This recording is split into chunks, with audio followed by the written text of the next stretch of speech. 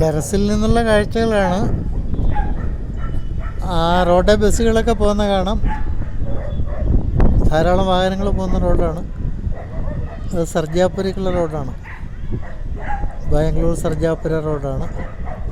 ടവറിൻ്റെ ഇപ്പുറത്തെ പുതിയ കെട്ടിടം ഇപ്പോൾ കാണുന്നത് ഈയിടെ പണിത, കഴിഞ്ഞ ഒരു കൊല്ലത്തിനിടയ്ക്ക് വെച്ച് പണിത് ഇപ്പം പൂർത്തിയാക്കിക്കൊണ്ടിരിക്കുന്നതാണ്. അതിൻ്റെ ഇപ്പുറത്ത് ഈ ചുമന്ന മരം നിൽക്കുന്നിടത്ത് ആ ഒരു ഏരിയയിൽ ഇങ്ങനെ ഈ നായ്ക്കളുടെ ഒരു ഷെൽട്ടറാണ്. അത് ആൾക്കാർ ഉപേക്ഷിച്ചതും മുറിവേറ്റതും പിന്നെ ആ തരത്തിലുള്ള, അതുകൊണ്ട് അവിടെ നിന്ന് അത്രയും ശബ്ദമൊക്കെ കേൾക്കുന്നത്.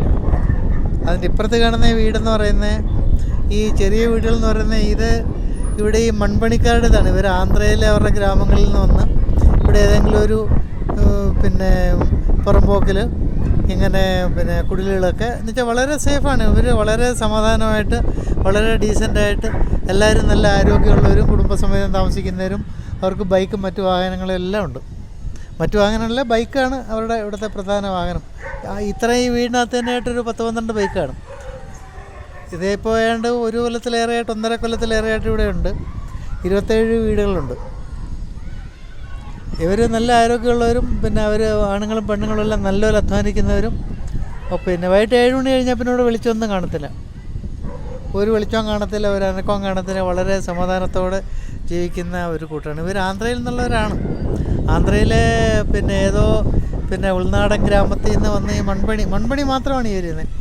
ഈ വാനം തോണ്ടുക, വലിയ വലിയ ഘട്ടങ്ങളെടുക്കുമ്പോൾ അതിൻ്റെ മണ്ണ് ചുമ്മുക, പിന്നെ അത് ഈ ഷവൽ വെച്ച് അല്ലാതെയുള്ള മറ്റ് മണ്ണ് കോരി ചെയ്യാനുള്ള ജോലികൾ ചെയ്യുക, അങ്ങനെയുള്ള ഈ നിർമ്മാണ പ്രവർത്തനങ്ങൾ നടക്കുന്നിടത്ത്, റോഡിൻ്റെയൊക്കെ ഈ പണികൾ നടക്കുന്നിടത്ത്, അതിൽ ഈ ഡ്രെയിനേജ് പോലെ പിന്നെ വാട്ടർ പൈപ്പിൻ്റെയൊക്കെ വലിയ കുഴികൾ എടുക്കുന്ന അതുപോലുള്ള ഇടങ്ങളിലൊക്കെ അവർ ജോലി ചെയ്യുന്നുണ്ട്.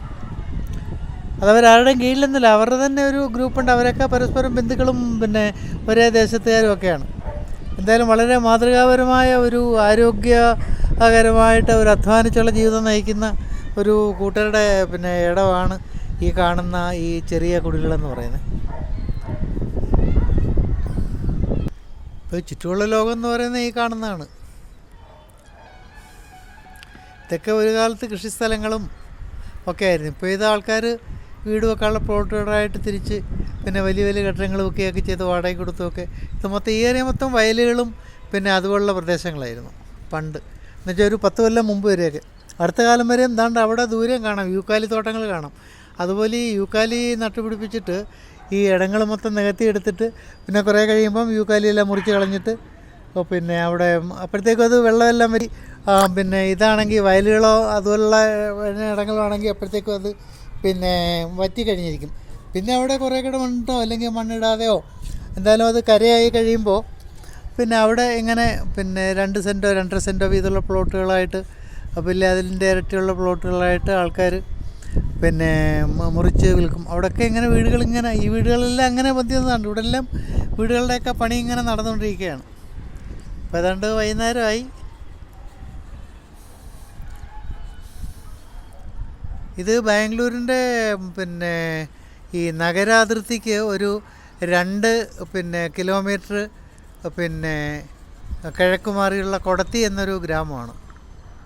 അവിടെ ഈ പിന്നെ ഗ്രാമമെന്ന് വെച്ചാൽ ഇപ്പം ബാംഗ്ലൂരിൻ്റെ പരിസര പ്രദേശങ്ങളിലുള്ള ഒരു 10-40 കിലോമീറ്റർ പിന്നെ റേഡിയസിലുള്ള ഈ പിന്നെ ഗ്രാമങ്ങളെല്ലാം തന്നെ ഇപ്പോൾ ഇങ്ങനെ ഇതുപോലെ പട്ടണത്തിൻ്റെ സ്വഭാവത്തിൽ വളർന്നുകൊണ്ടിരിക്കുന്ന ഇടങ്ങളാണ്. ബാംഗ്ലൂർ ഇനിയിപ്പോൾ കുറച്ച് കഴിയുമ്പോൾ ഇവിടെയൊക്കെ ഇനിയും കോർപ്പറേഷനാവും. അതിന് തന്നെയാണ് സാധ്യത. ഇവിടെ ഒരു കെട്ടിടത്തിന് പണി നടക്കുന്നുണ്ട്. അവിടെ ഇങ്ങനെ ആ കാണുന്ന കെട്ടിടം ഒരു സ്കൂളാണ്. സ്കൂളും ആശ്രമവും അനാഥാലയവും എല്ലാം അങ്ങോട്ടുള്ള അവിടുത്തെ ഒരു പിന്നെ സന്നദ്ധ സംഘടനയുടെ സ്ഥാപനമാണ്. ഇത് നമ്മൾ മുമ്പേ കണ്ട ആ കെട്ടിടത്തിൻ്റെ അതേ ഇപ്പുറത്തു ഉള്ള ദൃശ്യം. ഞാൻ ഈ ടെറസിൽ നിന്നാണ് എടുക്കുന്നത്. അപ്പോൾ അവിടെ നിന്നുള്ള ദൃശ്യം. അതുകൊണ്ട് വൈകുന്നേരമായി, സൂര്യാസ്തമയാവാറായി.